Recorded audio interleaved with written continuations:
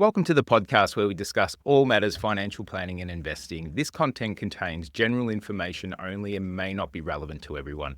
Please contact our office to make sure and determine if this is relevant for you. Hi and welcome to the podcast. I'm Dave Lockton and I'm joined by my co-host Cole Eccles. How are you, Cole? Good and soft, Dave. Very well. And today we're talking about one of those things. A lot of people don't really take a lot of notice of their super, or they feel like it's someone else's money. What do you find common with most people?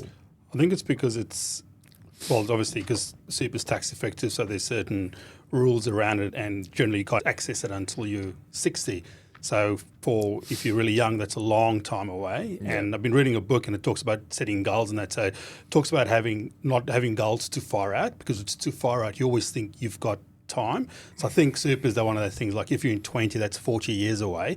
It's like, well, I can leave that to the side. I've got 40 years. But as time gets away from you, you have less and less time. So yeah, I think it's because it's so, and it's because, like I've spoken, years ago, speaking to friends, and people well educated, really good jobs, but they've got this thing whereas super is funny money. Doesn't exist because they don't see it, and there's this sort of apathy. People just don't take note of it, really. Yeah, what I find, a lot of people don't feel like it's real, or it's not their money, or the government's going to take it off of them. How many times do you hear that? Oh, the government will just take it away anyway. So like, why would I pay any attention to that? Or and the one that you really talk about there, like for some people, it's a long way away. They only can see next week. Or how they're going to be able to afford A, B, C. Whatever that is. But one of the biggest fears, as most people, is running out of money in retirement or having to work forever. And it's a really scary area. So superannuation, and really the truth about it is that it is the number one funder of most people in retirement with the age pension, for majority of Australia. So looking after it and making sure it works for you is, it's hugely important for most people. Not everyone, but most people. And, if you don't look after it, it's not going to do what you want it to do. Right. It's like when someone will say to me, super doesn't work. And I'm like, well, what have you done about it? You know what I mean? There's really three things that make super work. It's controlling the fees, getting the contributions in there, and looking after the returns. But if you're not doing any of those, and you just left it to someone else, or the ads and stuff you see on TV, you don't know how to compare, or know what it's going to be, and all those sorts of things. And why it matters so much for most Australians is that it's going to be the number one funder. And if you just give it a little bit of love and a little bit of attention, it can just have massive impact on what your retirement, potentially could be. Because most people want to, when they get to retirement, continue their lifestyle, not stay home and do less. I've never heard that. Exactly. And the cost of living and everything these days is bloody expensive, let's be honest. And you don't get any help from the age pension as such till you're 67. So, I don't know about you, but most people probably not going to be working at 67, or it's difficult to work at 67. So making sure you can access some money sooner, and that will be the superannuation for a lot of people. And I think it's, like you said, it's because it's, Australia, there's the four pillars of retirement income, and it's, social security, your super, your personal investments, and it's super is the cornerstone, I suppose. Obviously, people out there, property investors, etc., and that. But I think for majority of people, super is, particularly with super guarantee, so compulsory super contributions, employee super contributions, it is by far probably the most important or the biggest part of someone's retirement income. General. A lot of people are earning more these days. Like wages are going up every year, and like we've noticed it, and they're getting 12% of their wages at a minimum. Some people are getting more. Pop into their super. So if they're on 100 grand per annum, they're getting 12,000. Put in their super. So over their lifetime, for younger people, their supers are going to be a lot of money. Millions, if they work in decent jobs throughout their life. And that's how the actual governments fix the retirement, or the retirement funding problem is two things. They're pushed out when you can get the age pension, so there's less that they have to fund, and they're putting more into super, so a lot more people will be able to fund themselves, so they don't have actually a retirement problem. But for the majority of people that we deal with, they're in their 40s, 50s and 60s, how much should they have in their super by their age at the moment? What's the averages? It's a hard one, because again, it's objective. There's a lot of things, I think if you read a lot of things online, and that there's sort of ballpark figures, you ask where you should be.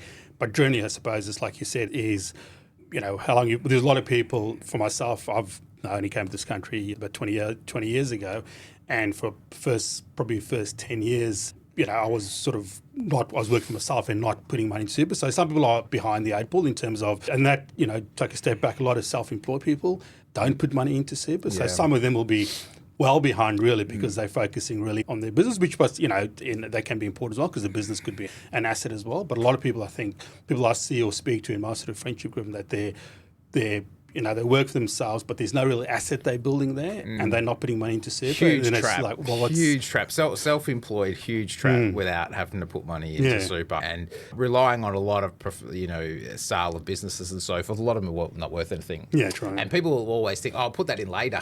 Yeah, that's the thing about the goal. It's 60 years away, yeah. What I find, if you're in your 40s and you haven't really given your super a lot of love, it's okay. You've still got time. And I always feel like over a 10-year period is pretty short. 15 years is a lifetime. If you start putting some contributions in, and you're generally earning more once you hit 40 rather than in your 20s and 30s. As you get older, generally your skills improve and your income improves. So if you start getting more into it in your 40s, I don't think there's a real figure. So what I run into, a lot of people have, 200,000 or 300,000 in a couple, very common between 40-year-olds and, even 50-year-olds. Having 500 grand plus is very rare, actually, for a lot of people that sort of we run into at a start. But, obviously when we work for a long time, we build it up to, way past that. But if you're in your 40s and so forth, but you're earning good money, if you start adding in, the maximum contribution concessionally, so between yourself and the employer, 30,000 is popping into your super a year. And if that's a couple, that could be 60,000 popping in a year. You do that over a period of time, all of a sudden, it's north of seven figures pretty quickly. Yeah, but I think we had a client recently was on a good income, but not massive. But I think she said her parents had always instilled her super is really important, and she was adding to it from a very young age. And we looked at her balance for her age compared to other people and the income that she was on. Like, she was well ahead of where, because she had shown it some love, and it wasn't a lot she was putting in. I think it was, it was some, but from a young, I think she started work, she was 14 or 15, and from her early 20s she was adding money to it all the time, extra, and got her super balance. So I think she was in her 40s and she was well ahead. It's consistency. Like one of my clients yesterday, I think they've been with me about 6 years. Like, I'd have to check that. But they just gave me a call up yesterday. We're just making some adjustments to the plan and so forth, and they've just hit over $1 million in their super.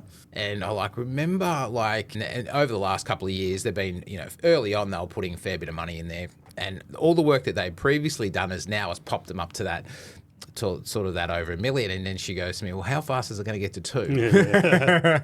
It's an interesting question, because with contributions, if they're putting in sort of 60,000 between themselves, and also the income from that $1 million would probably generate around 40 grand-ish. So it's sort of 100,000 per annum going in there cash-wise, or close to.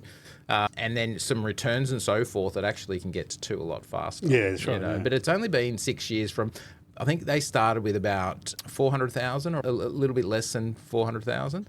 And in 6 years, over $1 million.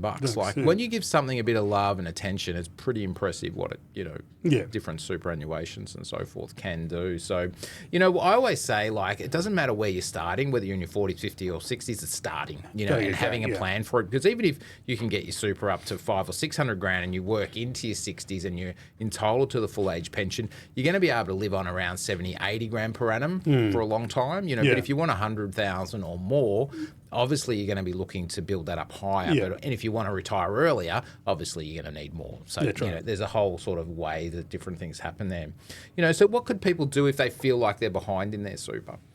One is obviously seek advice, is understand.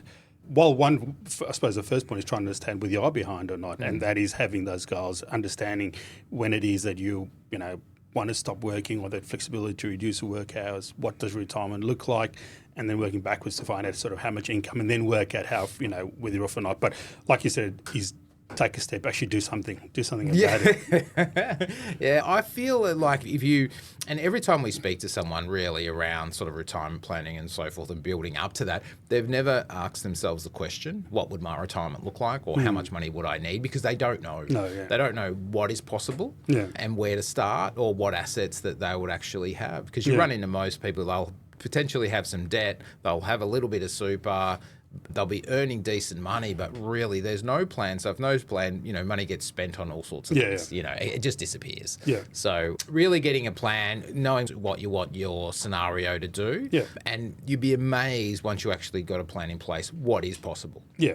And it's way more than most people think. Most people really underestimate what they can achieve over the next 5 years or 10 years or 15 years, which it's a phenomenal amount, but generally it's taken 20 or 30 years to get to the position they're in, and they don't feel like they've progressed as much as they would like. And then, how am I going to do that way better over the next 10 or 15 years, which is 100% possible for a lot of people, Yeah, it's very cool. So another question comes up a lot of the time is, should I consolidate my super accounts? There's always things on the news about, if you've got multiple super accounts and so forth, it could be a bad thing. What's your view on that? I suppose generally it's easier to keep track of it if it's in one place. And if you've got an account with a bigger balance and an account with a smaller balance, and depending on how the fee structure is, you could be doubling up in fees, and that impacts obviously the returns or the outcome. But then you've got to understand is, insurance is obviously a big one. If you've got one fund that's got insurance and, whatever it is, and you can't get insurance. So general rule of thumb is it's easier if it's all in one place. But it's not real. It doesn't mean it's less costly, though. If you have two supers, it doesn't mean it's less costly. No, that's right. That's right. So it really depends. You've got to look into the funds. Obviously, if you've got five, and many people have multiple funds because they change jobs along the way and things happen. And then, if it gets, if it doesn't get a bit of love and it becomes lost super and it goes to the ATO and then, suddenly. So that's the first point. I should go to the tax office, ATO portal and find out if you've got any super laying around. It's a very good point because all the super accounts are listed with the ATO. So if you've got access to you go through MyGov and then you go to Related Services ATO. So those two things need to be linked, and then you can click on the superannuation tab and then find out if you've got more super that you don't know about. Yeah. And you can easily enough consolidate it in there too if you want to consolidate your super. So what I always find is like if someone has especially younger people, if they've had so many different super accounts, they might not aware and consolidating makes a lot of sense. But there makes a lot of sense for people to have multiple accounts at different stages of their life, depending on insurances, access to different investments, and all that. But sometimes having two superannuation accounts, it's just obviously it's a bit more to track, but generally it's not a heap more expensive, if at all expensive. And then there's different insurance scenarios that we run into all the time where we rather keep the insurance they have sometimes. So we'd keep a super account open just for that, but that doesn't have the investment sometimes that we're after, so we'll have another super account. So it's not an easy answer at times, so getting some help around that. And I see things on the news and all the time that really annoys me on TV talking about you should consolidate your super funds and so forth. Potentially, it's not 100% catch-all. Yeah, and I think people see something like that and they act on it and they go to the portal and they combine their super accounts, and I suppose most people go, if there's one of the larger balances, one they'll keep, and then they lose out on benefits and features because there's no understanding of what the two funds are about. They're just gone, this is easy. Someone said, it's better to have one, and they put it together. And they may have lost out on particularly insurance. Yeah. So when it comes to, superannuation, and really the truth about it is the more effort you put into it, the more it's going to reward you and give you money. So if you're making extra contributions and you're controlling the fees and you're making sure that it's performing, as good as it can, and that can be, you can get some help with that. You can obviously do research yourself. But the reality is if you have a plan for your super, it works extremely well. And it is your money. It's not the government's not going to take it off you. Can they change rules around certain aspects of super? 100% they can, right? But at the end of the day, it is your money. Yeah. It's not the government's money. But a lot of people feel that superannuation is this thing. Your superannuation can invest in so many different things. You can set up self-managed super funds and do, scenarios there. You can have normal accounts. You can have access to thousands of different investment options. So it's not a thing. Yeah. It's basically a structure with rules around it, which are bloody complicated, by the way, and they change all the time. That is a given. But the reality is for most people, it's saving us some tax, putting some money in there. And also when we take it out at this stage, if we switch to pension phase, for the majority of people, it'll be tax-free. Yeah, and that's a good thing about it. I think a lot of people don't understand. They know they don't understand a lot about super, but a lot of people don't understand that once you get to, like you said, once you get to the age where you can access super, if you stop working, you're over a certain age, it's in a totally tax-free environment, and there's no other tax structure that's going to give you that. So it is, the like I said, the cornerstone, the biggest asset in terms of your retirement savings. Yeah, absolutely. And we run into people who, like we're building to retirement, we're building assets in, people might have some property, they might have some shares, they might have a super, they may have business, and how it all comes together. But the number one funder of all, 95% of our clients, once they get to retirement, is going to be their superannuation. Yeah. Even if they have some shares outside of there and they have a property they may sell and bits and pieces, at the end of the day, we're trying to build super up as much because it's the most effective vehicle to give us what we want in retirement is bloody income, so we can continue living our life and doing all the things that we used to do. Yeah, that's right. Alrighty, that wraps up. If you're out there listening and you need some help with your superannuation and your retirement goals and, implementing a plan, feel free to, book in a 15-minute call. But thanks for watching and thanks for your time, Cole. Thanks, Dave. Cheers.